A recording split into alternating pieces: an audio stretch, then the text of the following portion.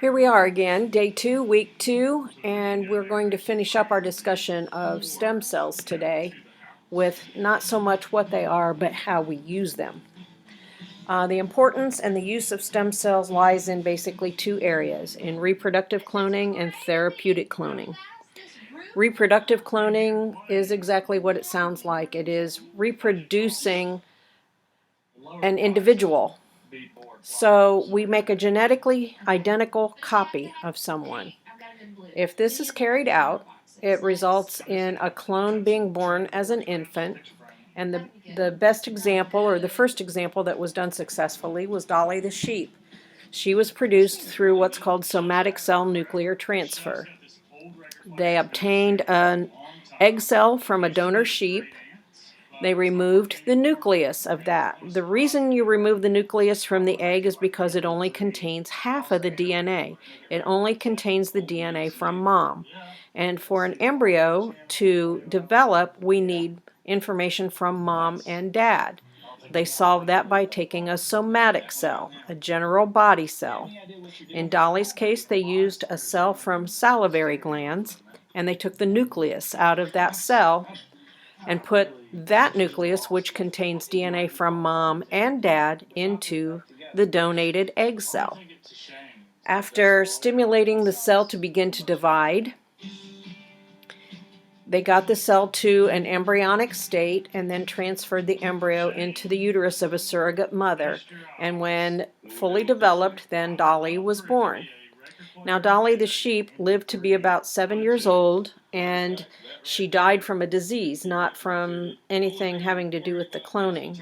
They did learn a lot from her. They learned that clones tend to age quickly, that there are developmental issues, that it's not as smooth and easy as it seems like it ought to be, and learned that this is probably not something that we want to do in humans.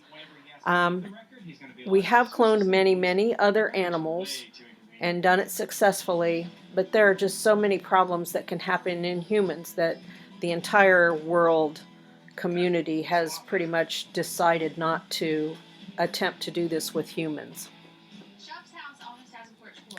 This picture shows a mother horse and a baby horse, and that's not really all that unique, except for the fact that the baby horse is this mother's clone, and she gave birth to her own clone.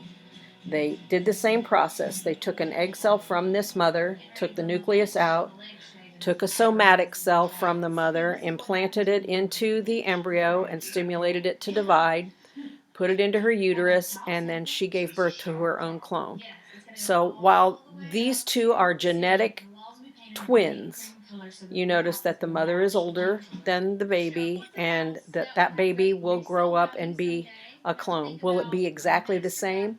No, because just like any set of identical twins that you know genetically they're identical, but they are not exactly the same person.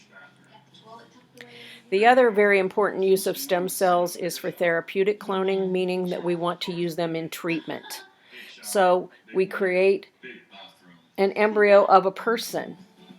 And we do that by taking embryonic stem cells, removing the nucleus, putting in a nucleus from a somatic cell of that person, stimulating it to divide, and then after 6 days retrieving embryonic stem cells from the embryo that has developed.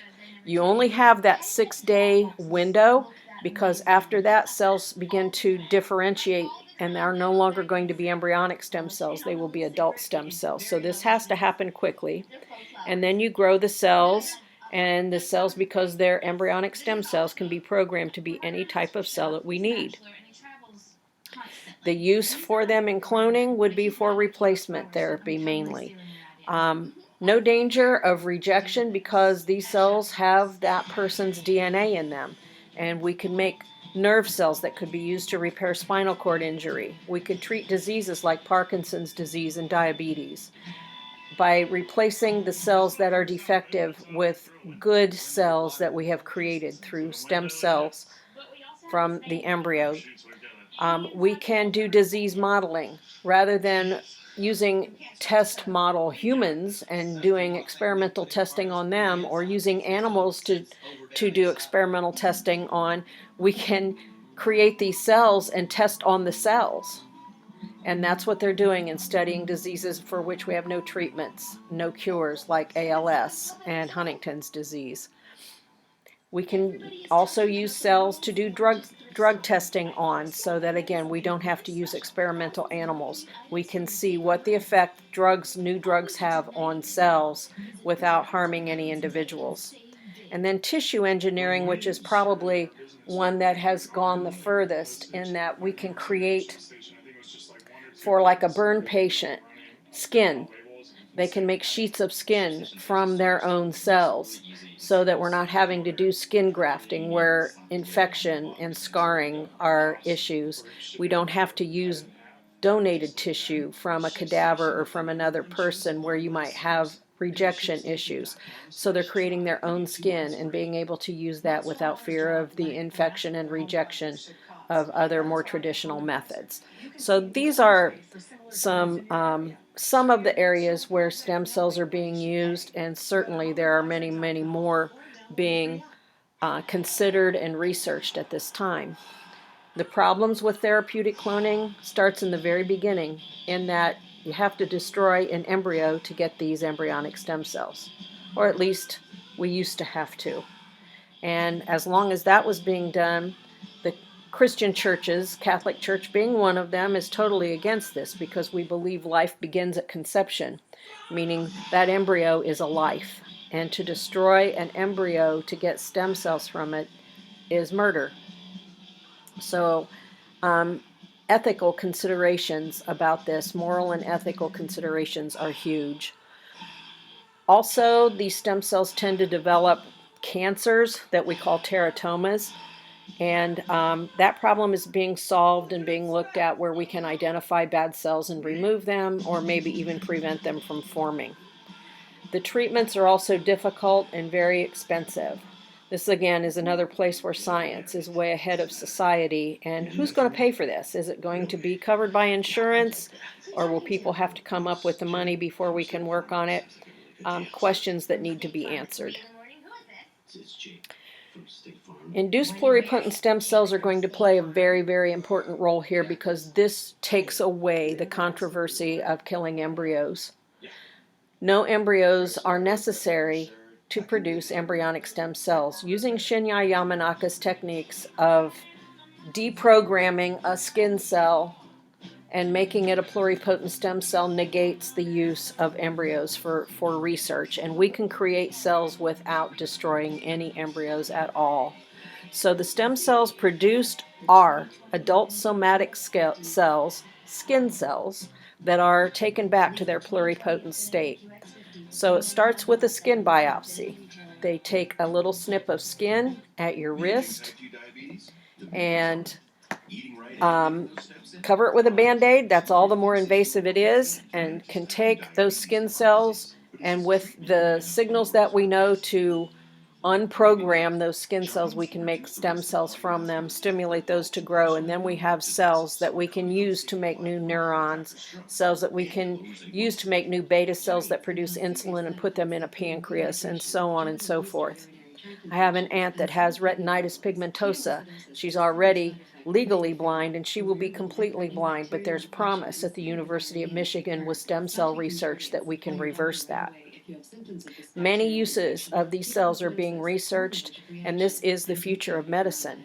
And these are so exciting because we don't have to destroy embryos, and the people in the general public need to know more about this. I want to finish with the Ash Wednesday lesson here. You've all heard ashes to ashes, dust to dust.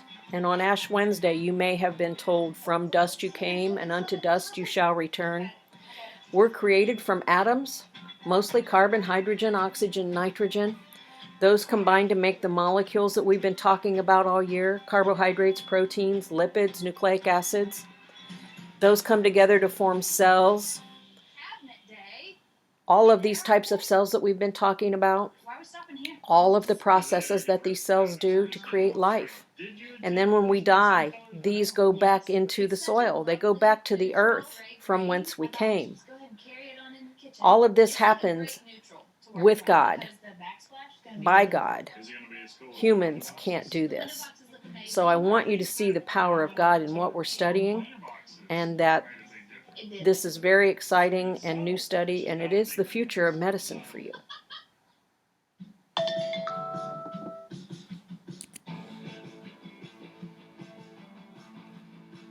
Me and the guys are going to head over to see Trent, Law Machine at